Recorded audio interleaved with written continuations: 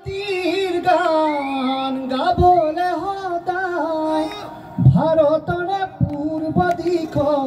সোণালী অসম অ আই গৌৰৱেৰে চিঞৰো মই জয় আই অসম জয় আই অসম ধন্যবাদ জয় আই অসম ধন্যবাদ আপোনালোকে মোক যিখন গামোচা আপোনালোকে মোক কান্ধত তুলি দিলে সেই গামোচাখন এবাৰ মই ইণ্ডিয়া টিমলৈ গৈছিলোঁ কলিকতা পৰা থাইলেণ্ডলৈ যাব লওঁতে মই যিজন যুৱকক হৰুৱাইছিলোঁ সেইজন যুৱক মই সেই টিমটোত আছিলোঁ আৰু ইতিমধ্যে মোৰ কি কৈছিলে নামটো কাটি দিছিলে যিহেতু অসমৰ পৰা গৈছিলোঁ আৰু ঘাটত কথা বতৰা হৈ থাকোঁতে মোৰ কান্ধত এখন গামোচা আছিলে গামোচাখন পৰি গৈছিলে আৰু তেখেতে গামোচাখন গছকি দিছিলে আৰু সেইদিনা সংকল্পবদ্ধ হৈছিলোঁ যে এইখন গামোচাৰ নাম গোটেই পৃথিৱীলৈ উজ্বলাম সেই উদ্দেশ্য আগত ৰাখিয়ে প্ৰথমে খালী ভৰিৰে দৌৰি আপোনালোকৰ নাম উজ্বলাব সক্ষম হ'লোঁ খালী ভৰিৰে দৌৰি 24 ঘণ্টা দৌৰিছিলোঁ যোৰহাটৰ বাইপাছত যেতিয়া দৌৰি আছিলোঁ সেই দৌৰি থকা এটা ফুটা হৈ গৈছিলে সেইদিনা মই এটা কথাই ভাবিছিলোঁ যে অসমীয়াৰ জাতি নাম উজ্বলাব লাগিব অসমীয়া ককাই ভাই নাম উজ্বলাব আপোনালোকৰ উজ্বলাব লাগিব এই কণমানিসকল শিশুসকলৰ নাম উজ্বলাব সেই উদ্দেশ্য মন লৈ খালী ভৰিৰে গিৰি চলোৱা কৰিলোঁ কিন্তু যিটি কথা আমি সংকল্প লৈছিলোঁ কলিকতা এয়াৰপৰ্টত এই যিখন গামোচা আপোনালোকে মোক কান্ধত দাঙি তুলিছে সেই গামোচাখনক যাতে আন্তঃৰাষ্ট্ৰীয় পৰ্যায়ত জিলিকাই তুলিব পাৰোঁ সেই উদ্দেশ্য আগত ৰাখি আমি কি কৰিলোঁ 1.5 কিলো এখন বস্ত্ৰ বনালোঁ য'ত অসমৰ জোনবিৰি ঢোলবিৰি মহেংগপাপা এই ভেলাঘৰ গুৰুজনাৰ থাপনা অসমৰ যিমান বৈচিত্ৰ আছে আমি সকলো বৈচিত্ৰক দাঙি ধৰি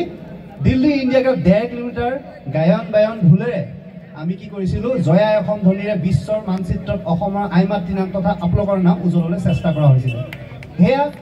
অকল অভিজিত বৰুৱা নহয় অসমীয়া আই মাতৃসকলৰ পৰিচয় অসমীয়া সুযোগ্য সন্তানৰ পৰিচয় অসমত থকা প্ৰতিজন মানুহৰ পৰিচয় অসমত থকা জাতি বৰ্ণ নিৰ্বিশেষে সকলো মানুহকে আমি ৰিপ্ৰেজেণ্ট কৰি আমি সেই বস্ত্ৰটি বনাইছিলোঁ আৰু সেই বস্ত্ৰটি ইণ্ডোনেছিয়াৰ বেমিজে মামাতৰ ৰেকৰ্ড আজিও কোনো ভাঙিব পৰা নাই আমি যাৰ ৰেকৰ্ড ভাঙিলোঁ আমাৰ আগত আজিও বাহাল আছে আৰু আশা কৰোঁ আজি এই অনুষ্ঠানতে কৈছোঁ যদি আপোনালোকৰ আশীৰ্বাদ থাকে অতিকে মৰমৰ মোৰ বন্ধু মোৰ ককাইদেউ প্ৰশান্ত দা মোৰ আটাবুৰ দা মোৰ ককাইদেউ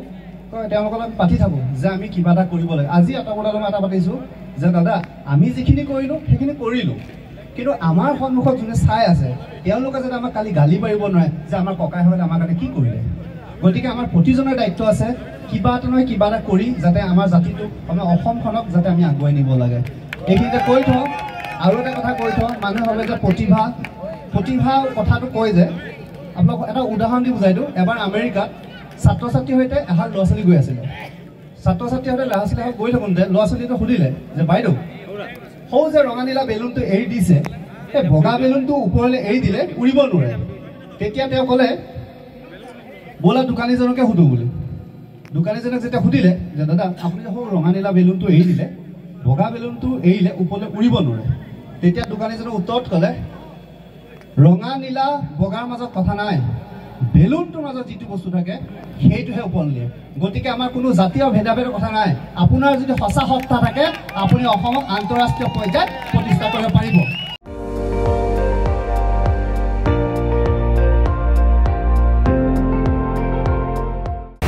আপুনি চাই আছে ND24 সৰ্বশ্ৰেষ্ঠ নহয় সৰ্বোত্তমৰ দৌৰত